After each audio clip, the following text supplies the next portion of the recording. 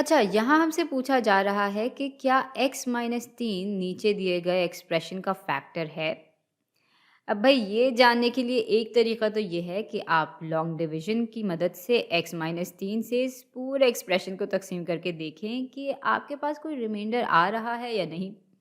अगर कोई रिमाइंडर नहीं मिलता तो इसका मतलब है कि x माइनस 3 बिल्कुल इस एक्सप्रेशन का एक फैक्टर है।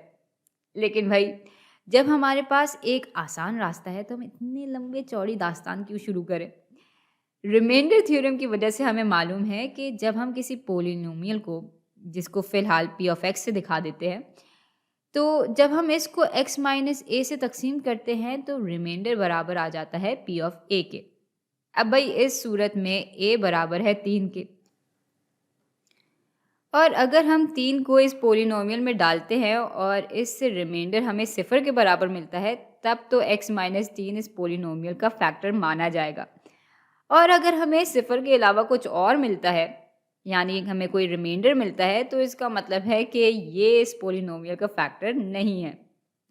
चलें फिर 3 को इस एक्सप्रेशन में डालकर देख ही लेते हैं कि क्या मिलता है।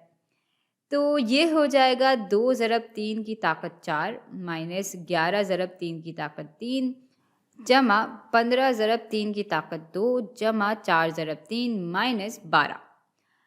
अब 3 की ताकत 4 बराबर होती है 81 के, और 81 ज़रब 2 बराबर हो जाते हैं 162 के, माइनस 3 की ताकत 3 बराबर हो जाती है 27 के, और 11 ज़रब 27 बराबर हो जाते हैं 297 के।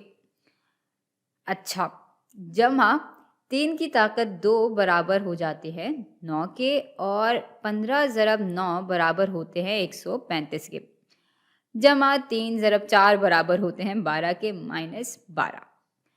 भाई ये दोनों तो आपस में कट जाएंगे, और 162 जमा 135 बराबर हो जाते हैं 297 के। 297 माइनस 297 बराबर हो जाते हैं 0 के। यानी x माइनस 3 से जब हम इस एक्सप्रेशन को तकसीम करते हैं तो कोई रिमाइंडर बाकी नहीं रहता, और इसलिए ये बिल्कुल इस पोलिनोमियल का एक फैक्टर है।